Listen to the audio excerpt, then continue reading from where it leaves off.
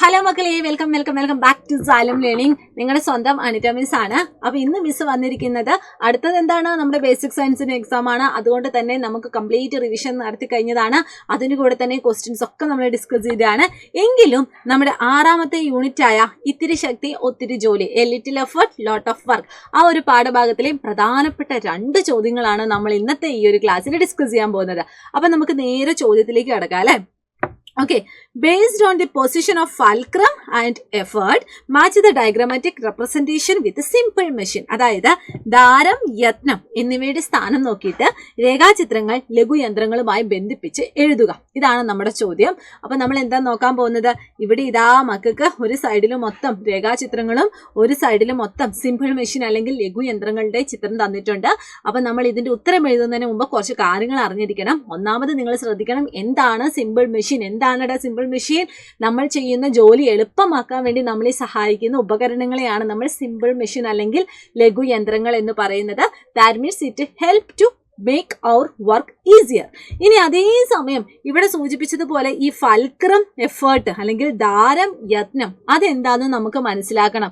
നമ്മൾ അതൊക്കെ എവിടെയാ പഠിച്ചത്? ലിവർ പഠിച്ച സമയത്ത്, ഉത്തോലകം പഠിച്ച സമയത്ത് നമ്മൾ പഠിച്ചായിരുന്നല്ലേ. എന്തായിരുന്നു ഈ ദാരം അല്ലെങ്കിൽ ഫൽക്രം എന്ന് പറയുന്നത്? യെസ്, നമ്മുടെ ഉത്തോലകം പ്രവർത്തിക്കുന്ന ആ ഒരു നിശ്ചിത ബിന്ദുവിനെ അല്ലെങ്കിൽ ഏതൊരു ബിന്ദുവിനെ അടിസ്ഥാനമാക്കിയിട്ടാണോ നമ്മുടെ ഉത്തോലകം അല്ലെങ്കിൽ ലിവർ പ്രവർത്തിക്കുന്നത്, ആ ബിന്ദുവിനെയാണ് നമ്മൾ ഫൽക്രം അല്ലെങ്കിൽ ദാരം എന്ന് പറയുന്നത്. ഇനി അതേ സമയം നമ്മൾ എവിടെയാണോ ഫോഴ്സ് കൊടുക്കുന്നത് ആ ഒരു ഭാഗമാണ് അല്ലെങ്കിൽ ആ ഒരു പോയിന്റ് ആണ് നമ്മുടെ എഫേർട്ട് അല്ലെങ്കിൽ യത്നം എന്ന് പറയുന്നത്. നമ്മൾ കൊടുക്കുന്ന ഫോഴ്സിന് ഓപ്പോസിറ്റ് ആയിട്ട് അവിടെ ഒരു റെസിസ്റ്റീവ് ഫോഴ്സ് ഉണ്ടാവുന്നു. ആ ഒരു പ്രതിരോധം നമുക്ക് അവിടെ എവിടെയാണോ ഉണ്ടാകുന്നത് ആ ഒരു പോയിന്റിനെയാണ് നമ്മൾ രോധം അല്ലെങ്കിൽ റെസിസ്റ്റൻസ് എന്ന് പറയുന്നത്. അപ്പം സിമ്പിളായിട്ട് നമ്മൾ സീസോ ഒന്ന് ആലോചിച്ചാൽ മതി. സീസോ എന്ന് പറഞ്ഞാൽ എന്താണ്? ഒരു നിശ്ചിത ബിന്ദുവിനെ ആധാരമാക്കി പ്രവർത്തിക്കുന്ന ഒരു ദൃഢദണ്ഡാണ്, അല്ലെങ്കിൽ അതൊരു സിമ്പിൾ ആയിട്ട് ഒരു ഉത്തോലകമാണ്, ഒരു ലിവറാണ് എന്ന് നമുക്കറിയാം.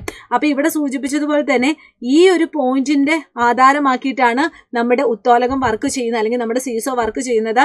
അതുകൊണ്ട് തന്നെ ഇതാണ് നമ്മുടെ ഫൽക്രം അല്ലെങ്കിൽ ദാരം എന്ന് പറയുന്നത്. ഇനി നോക്കിയാൽ അറിയാം, ഈ ഒരു കുട്ടിയാണ്, ഈ ഒരു കുട്ടീനെ ഈസി ആയിട്ട് പൊക്കുന്നതായിട്ട് നമുക്ക് കാണാൻ സാധിക്കും അല്ലേ. അപ്പൊ ഇവിടെ ആരാണ് ഫോഴ്സ് കൊടുത്തത്, ആരാണ് ബലം കൊടുത്തത്? ഇതാ ഇവിടെയുള്ള ഈ ഒരു കൂട്ടുകാരനാണ്. അപ്പം ഫോഴ്സ് കൊടുത്തിരിക്കുന്ന ആ ഒരു ഭാഗമാണ് നമ്മുടെ എഫേർട്ട് അല്ലെങ്കിൽ നമ്മുടെ യത്നം എന്ന് പറയുന്നത്. ഈ ഒരു ഫോഴ്സിന്റെ റിസൾട്ട് എന്താണെടാ? ഇതാ ഈ കാണുന്ന കുട്ടി പൊങ്ങി പോകുന്നതായിട്ട് നമുക്ക് കാണാൻ സാധിക്കും. അപ്പൊ ഈ കുട്ടിയാണ് അവിടെ ഒരു റെസിസ്റ്റീവ് ഫോഴ്സ് അപ്ലൈ ചെയ്തത്. അപ്പം റെസിസ്റ്റീവ് ഫോഴ്സ് ഉണ്ടാവുന്ന ആ ഒരു പോയിന്റ് ആണ് നമ്മുടെ സ്വന്തം റെസിസ്റ്റൻസ് അല്ലെങ്കിൽ അതിനെയാണ് നമ്മൾ രോധം എന്ന് പറയുന്നത്. അപ്പൊ ഇതിനെപ്പറ്റി ഒരു ഐഡിയ കിട്ടിയ സ്ഥിതിക്ക് നമുക്ക് എന്താണ്, നമ്മുടെ ആ ക്വസ്റ്റ്യനിലെ പറഞ്ഞിരിക്കുന്ന 3 സിമ്പിൾ മെഷീനിലെയും ഫൽക്രമും അതുപോലെ തന്നെ എഫേർട്ടും എങ്ങനെയാണ് കാണുന്നത് എന്ന് നോക്കാട്ടോ. അപ്പൊ ആദ്യം തന്നെ നമുക്ക് എന്തെടുക്കാം, നമ്മുടെ സ്വന്തം കത്രിക എടുക്കാം. അപ്പൊ കത്രിക എന്ന് പറയുന്ന സിമ്പിൾ മെഷീൻ പ്രവർത്തിക്കുന്നത് ഏതാണ്? ഈ പറയുന്ന ഈ ഒരു ഫിക്സഡ് പോയിന്റിന്റെ ബേസിലാണ്. അപ്പൊ ഇതാണ് നമ്മുടെ ഫൽക്രം എന്ന് പറയുന്നത്.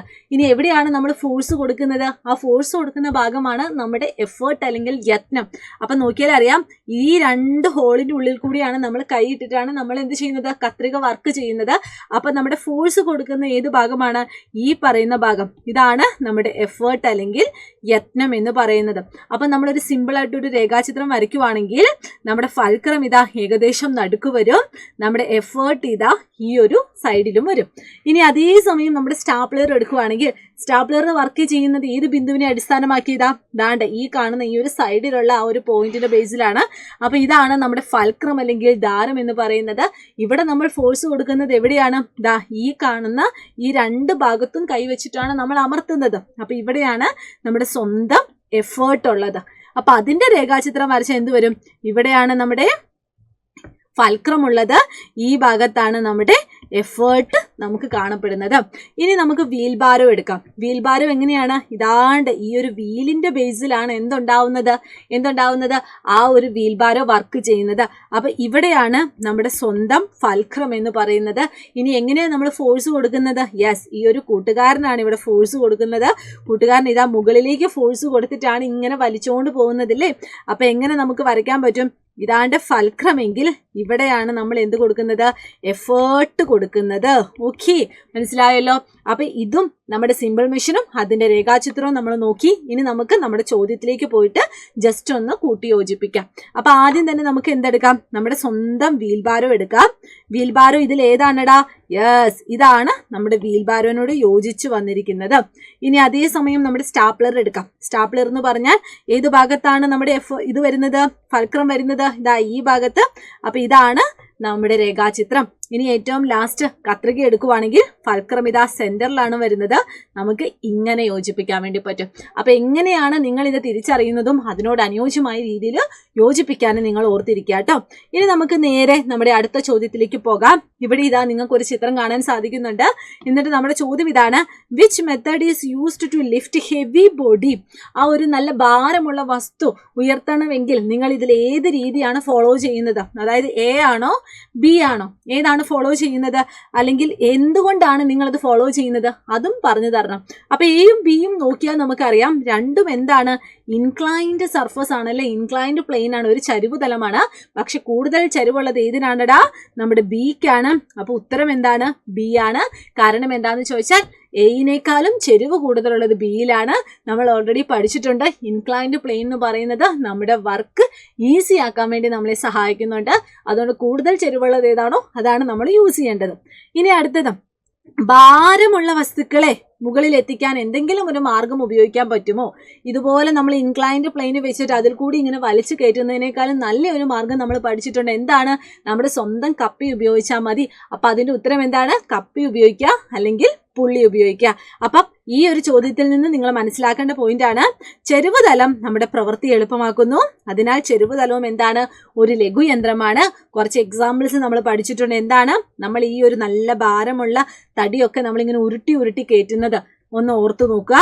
ഈ ഭാരമുള്ള തടികൾ ലോറിയിൽ കയറ്റുന്നത് ഓർത്താൽ മതി. പിന്നെ ഇതാ ഒരു ചെരിഞ്ഞ പ്രതലത്തിലൂടെ നമ്മൾ ബാഗ് ഇങ്ങനെ വലിച്ചു കയറ്റുന്നത്. അതുപോലെ തന്നെ നമുക്ക് എന്തെങ്കിലും ഒരു പ്രോബ്ലം, എന്തെങ്കിലും ഒരു വൈകല്യമുള്ള മക്കൾക്ക് വേണ്ടിയൊക്കെ നമ്മൾ എന്താണ്? വീൽ ചെയറിൽ നമ്മൾ റാമ്പിലൂടെയാണ് വീൽ ചെയർ യൂസ് ചെയ്യുന്നത് അല്ലേ. അപ്പൊ ആ ഒരു റാമ്പ് എന്ന് പറഞ്ഞാൽ എന്താണ്? ഒരു ചെരുവ് പ്രതലമാണ്. അതിൽ കൂടെ നമുക്ക് ഈസി ആയിട്ട് വീൽ ചെയർ ഉരുട്ടിക്കൊണ്ട് പോകാൻ വേണ്ടി സാധിക്കും. അതുപോലെ തന്നെ നമ്മുടെ സ്വന്തം ചുറ്റികയും ആണിയുടെ അഗ്രഭാഗം എന്ന് പറഞ്ഞാൽ എങ്ങനെയാണ്? ഇങ്ങനെ ചെരിഞ്ഞിരിക്കുന്ന രണ്ട് അഗ്രഭാഗങ്ങൾ കൂട്ടിച്ചേർത്തിട്ടാണല്ലോ അതുണ്ടായിട്ടുള്ളത്.